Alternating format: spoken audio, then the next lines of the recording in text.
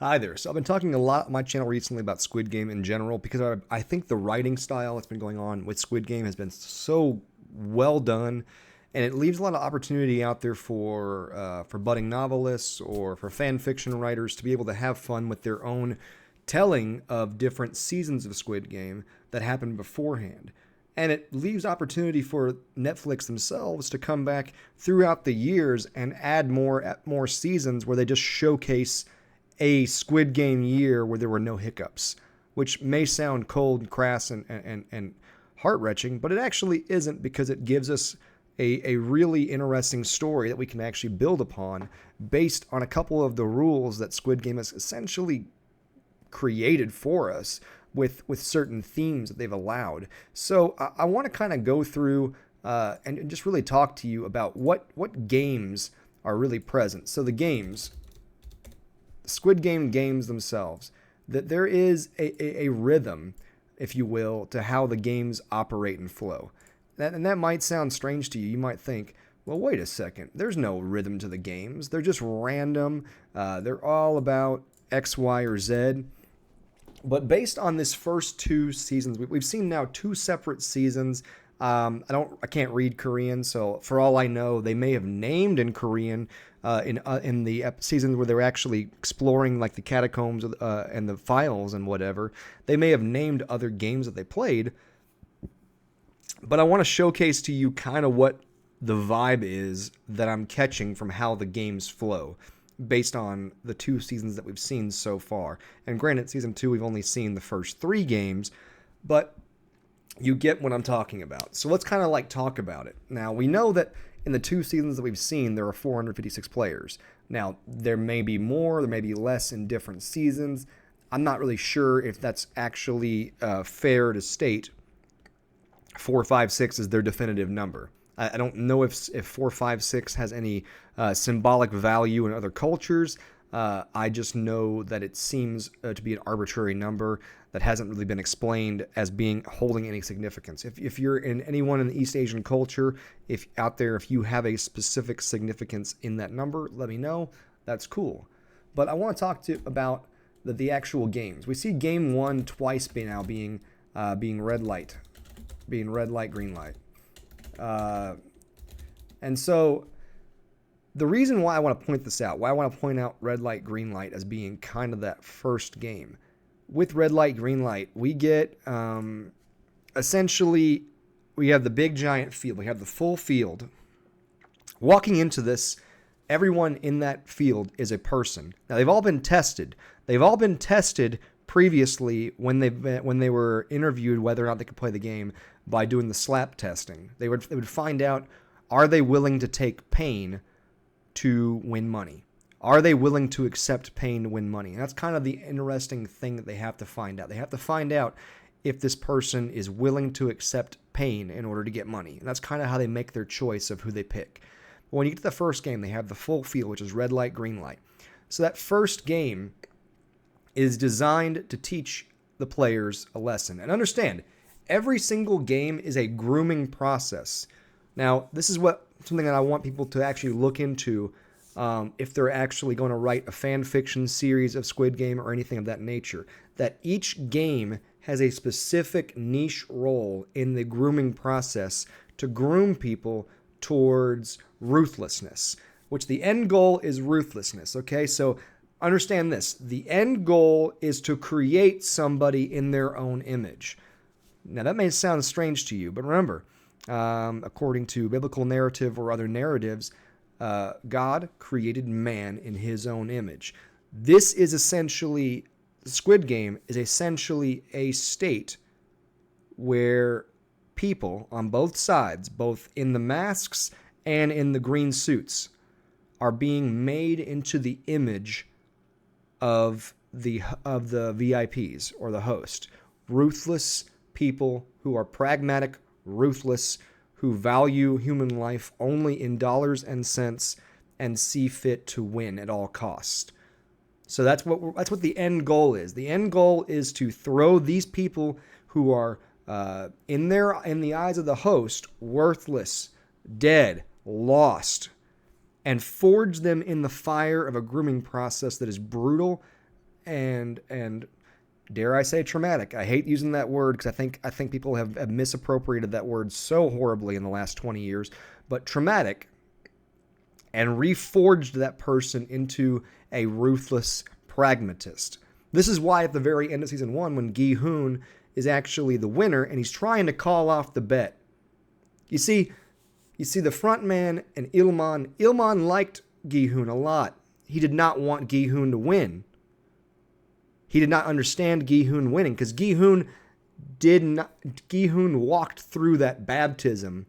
He walked through that fire of trepidation, of temptation, and he did not become a new person. He did not baptize himself in the ruthless blood of his other compatriots. You see, in the eyes of the host and the eyes of the VIPs, the real person that they wanted to or should have won because of him embracing the process was Sang-moon, 233, his friend from when he was a kid. Sang-moon, sorry, I'm getting names wrong, forgive me. It's tough with the whole Korean names when you're trying to figure everything out. So I try to refer to them by their numbers more often. So understand this. That's who they wanted to win because he embraced the baptism. He embraced the grooming process into brutality. And so every game is a descent into brutality, into ruthlessness. So what does red light, green light teach you or teach them in the grooming process? It teaches them that, yes, you can die. You see, the very first Band-Aid that they have to pull off is the Band-Aid of safety. And when they rip that Band-Aid off in an open field where everyone can see, there is no anonymity, there is no cutaways. There is just an open field where they must accept death. They must understand that people will die. That's the purpose of red light, green light. Game 1, red light, green light is not just a game for brutality. It is a game to teach that death is upon you. To teach you that you can and will die. That is the goal of Game 1. So we get to Game 2. Now, Game 2, we notice it's Dalanga in season 1, which is the licking the honeycomb game.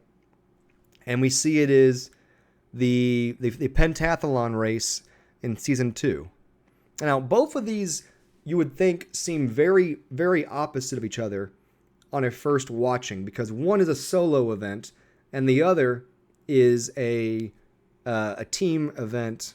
But notice how both of them have very similar premises. They are both about choosing what you will fight for, what you will do.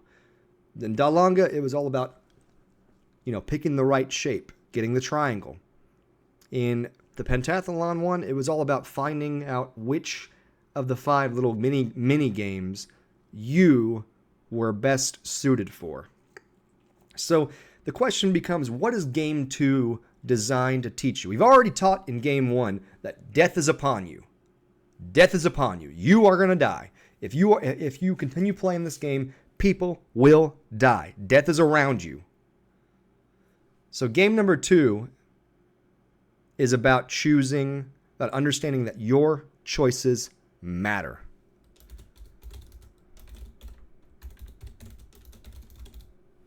That's kind of what game 2 is about. It's about explaining to the players that their individual choices in this game matter.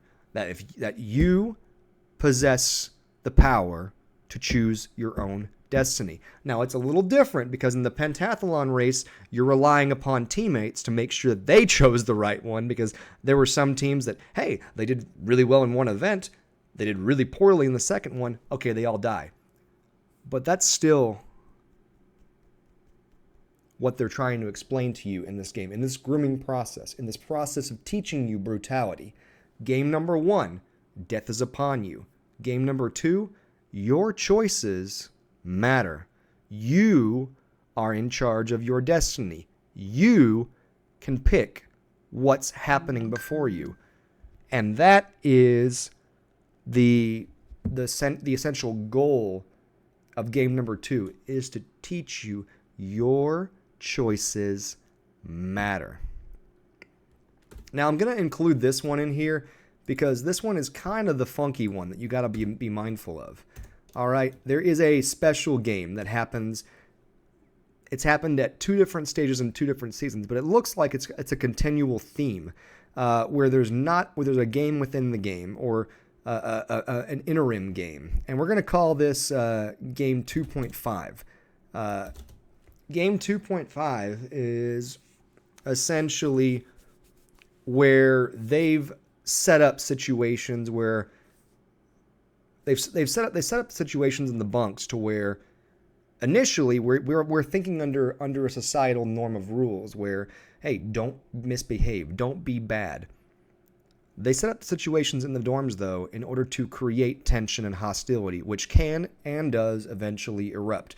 We see it happen after Game 2 in Season 1, where Duck Soo, 101, the thug with the tattoo on his face, beats a man to death, and they realizes that, oh, I can beat somebody to death, and I still get more money. It's where that light comes on that other people's lives are what pay you out. So, game 2.5 in season 2 happens after, of course, they have a tie vote, and tensions erupt in the bathroom, and people die in a fight in the bathrooms, which then erupts into a bigger fight later on, which ends the season. But I digress. The point is, game 2.5 is essentially win at all costs, or the lesson is also win at all costs, or life, or essentially it's death benefits you. I don't know. It's not really fair to say that death benefits you. It's more of just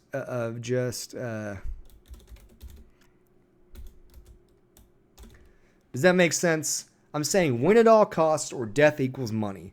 The idea is essentially is that at this point, they're trying to teach you in this game, which is when they have a fight in the dorms, which erupts in both seasons and probably erupts in most seasons. In most seasons, I would bet that it erupts based on the game maker's ability to alter situations to create that tension. And it may start after game 2 in some seasons. It may start after game 3. It could be even after game 4. The point is that it's going to happen because of tensions erupting at some point due to the manufactured tensions that the game makers create. And they want to teach you that, hey, whatever you got to do to win at all costs. When they diminish, you win more, which we see that. So it comes to Game 3. Game 3 is interesting. Now, we've seen it only twice. Again, with other games we've seen twice. So here comes the next question. What is Game 3 about? And Game 3 keeps the same theme in both games. Season 1, tug of war. Teammate tug of war. Season 2, it's merry-go-round. Well, it's not merry-go-round, but you know what I'm saying. It's they call it something in the game, but it's basically making numbers, essentially, and then hiding in the rooms.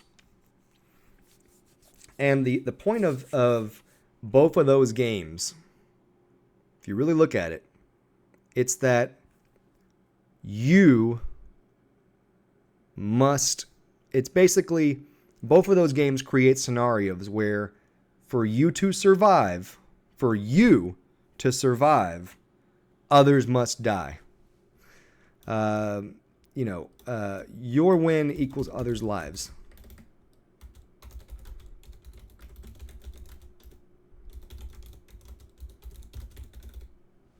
And that's kind of what's going on in both of those games. In Tug of War, for your team to win, you have to kill or be implicit in the killing of 10 other people.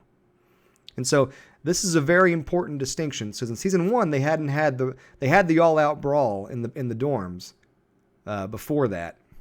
However, However, by that point, you know, actually no, they had it after game 2. The point is though, yeah, no, yeah, I'm right. The point is though, is that in both of these games, the point remains the same. Which the point is, in game 3, your choice results in the death of others. For you to continue, others must die. And this is kind of that next layer of the Band-Aid being pulled back, being pulled off. The first Band-Aid is death's all around you. The second Band-Aid is your choices matter. You hold the key to your own survival in this game, which it does and it doesn't, but it does. Okay, fair? Is it fair? You control your own survival. That's what the makers of the game are trying to teach in their really messed up fashion. Then, of course, when the brawl happens, it's win at all costs. Win at all costs. And I'm gonna look this up real fast because I'm trying to remind myself in Squid Game season 1. When did the fight happen? Just making sure that it happened after. I don't remember whether it happened after.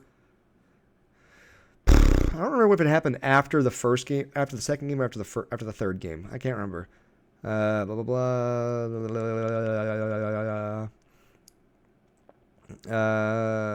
Yeah, so it happened after the second game in season 1. I remembered it correctly. I just wanted to make sure. I was getting a little fuzzy on details. I apologize. But anyway. Season 1, it happens after game 2. Season 2, it happens after game 3. Point is that it happens. Once there's a realization of you can win at all costs. Pull it off, be a monster. Now, game 3, your win equals others must fall. This is the first time in the game, by the way, where you specifically are implicit in the death of others. Season 2, we find this with the merry-go-round game, as we see people are kicking people out of doors, pushing people out of the way. In the other 2 games, your actions really aren't designed to physically impact and diminish others. But now, after 2 games and moments of brutality, you're now trained. You are now trained to seek out the elimination of others. And in doing this, in the first 2 games, if you can pass the first 2 tests, you are now ready for this third test if you are still alive. And here's the messed up part. If you pass the 3rd game, you're mentally ready for the 4th game. 4th game, we only saw it in season 1. The 4th game is the final process of the training. All right? So that's what? The final process of the training? What do you mean? So we've already, by this point, more than likely will have had game 2.5, which is win at all costs. Do what you gotta do. Make sure others are diminished. Game 3, it's the first full-on game where your direct actions kill others. Now game 4 happens. Game 4 is the marble game in season 1. I understand. This is a process of training people into being ruthless. The whole entire game is a process of training somebody to emerge from debtor's prison, from debt, into being an elite upper-class person with a mind of brutality and ruthlessness that would make him a peer of those who are, the hosts and the game makers, aka why Frontman joins them later on. Because you're being baptized and remade and reshaped to be the same as them. So, game 4. Game 4 is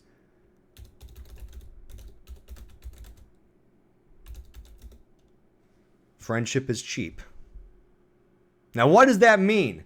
Game 4. In the other games where there's teammates involved, or alliances, or those helping others along the way, you're encouraged in a way. It makes things easier along the way. But in game 3, you found out that you have a direct line of killing somebody else. Game 4, though, you find out that you don't need that you can't rely on other people.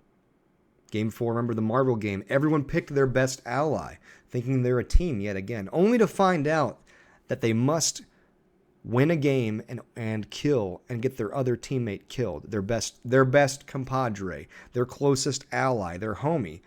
And in this game, we see a husband have to see his wife eliminated. We see Sabiuk 067 and 240, who were super cute together.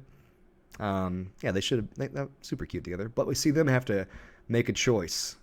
And the point is that in Game 4, the Band-Aid is fully ripped off. The whole point of all the other games, all 5 other games, by the way, because there is the 5th one with the knife, with the fighting in the dorms. The point of all 5 of those first 5 games is to winnow down the field to a select few individuals that have been baptized in brutality and are now ready to do whatever it takes to win the last 2 games. Now, again, it smells like the last 2 games are different every season or year. Why do I say this?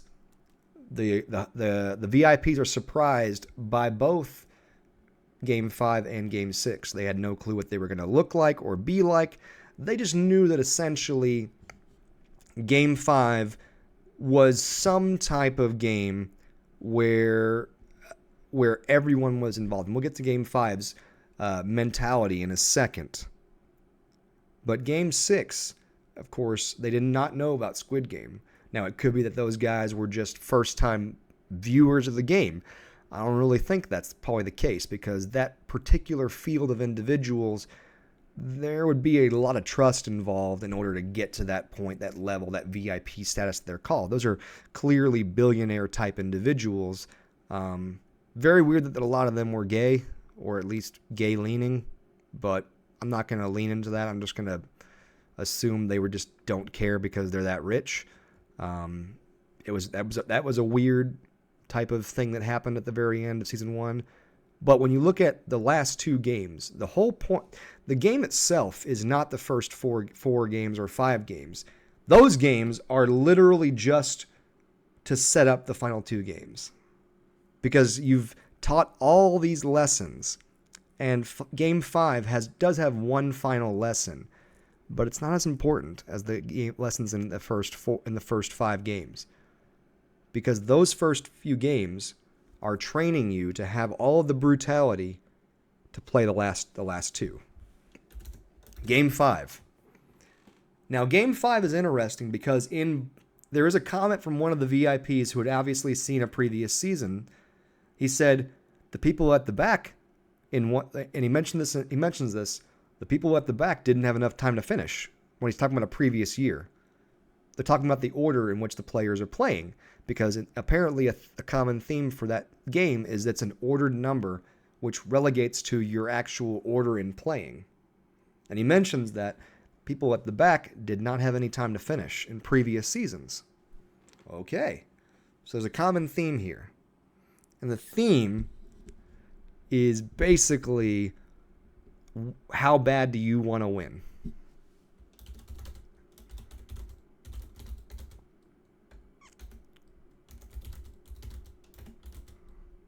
And this is in relation to turns, to taking turns, because even though they said the order in which you're moving across it, they even specifically say, and they showcase in the game when it's the glass screens, you can move people around you, you can just sit there, you can do whatever you want. As once again, it's a game, the only rules are the ones that you follow by, other than just the starting position of the players. Now, it may have been that they had to enter the glass in the exact order, and that probably is what that actually related to as far as their numbers. But they essentially move about in that same fashion. And the cool thing about this game is that I think the theme of this game is how bad do you want it? They've already gotten you to kill one of your good friends or allies, right? They've already gotten you to be implicit in killing people. They've already taught you that you have to survive everyone, because everyone here is a monster and will kill you if given the chance. In the night in the prison fights, they do teach you that your choices matter, and they do teach you that death is upon you. You will die if you let this happen. So in Game 5, it's all about taking all of those lessons. How bad do you want it? Which then is why going into Game 6, they treat you to a steak.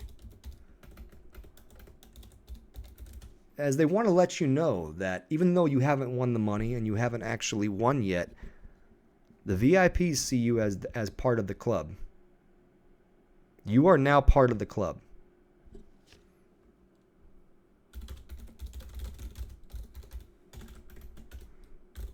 They see you as being part of the club at this point. Going into the last game, you have done what you had to do. You have gotten other people out of the way in line. You have pushed others in front of you when it wasn't advantageous for you to go. You have shoved somebody through a glass floor when they're wasting your time. You have basically decided that my time is the most valuable. I am the one who's most valuable. And that's essentially what Game 5 is talking about. It's my time is the one that's of value. I value my time above your time. That's essentially what Game 5 is really about at the heart of it. So I may change what I'm putting it right there. Instead of how bad do you want it, it's in relation to time. Time. By going to Game 6, you've already passed your trials. You are already a part of the club. The question really becomes now, are you going to finish and leave as part of the club, or die being only an initiate? See, this is actually very similar to what you would find at like an initiation ritual into like a Illuminati type cult, as you see in some movies, where there's essentially an initiation of blood or an initiation of sacrifice or whatnot. And so this is essentially what I smell Game 6 is about. It's about determining who the real chosen one is. The chosen one. So who is the chosen one from that season to emerge after having gone through the initiation process and truly bested out everyone from their pack to rise as one of the elites? Now, granted, the money that they win is nowhere near what would actually be needed to be a part of that club, but it does let them in the front door. Remember, Gi-hoon's winning is roughly about $30 million, which does get you into the club of wealth. It doesn't let you, act the fool in there, but it does let you do quite a lot in that club. The point is, though, that's the whole process of the games. And that's why the front man joined them. Because after he won, he clearly had passed his baptism and become part of the cult. Maybe that's why they're so pissed off with Gi-hoon. I don't know. But guys, if you're ever wanting to write a season of a Squid Game saga or anything of that, if you're writing like a fan fiction prequel, or if you get the opportunity to write another season for Squid Game, talking about one of the previous years, follow these rules, follow these thoughts. Understand that this is what we're talking about. Death is upon you. Your choices matter. The knife fight's important because it shows that you must win at all costs if you're going to win. Your win equals others must fall. Friendship is cheap. And how bad do you want it / how much do you value your own time? And then you're part of the club, so long as you pass the final trial. Anyway, guys, this is my thoughts on the situation. I hope that you enjoyed this. Leave a like, comment, and subscribe, or just, give me the finger. Peace.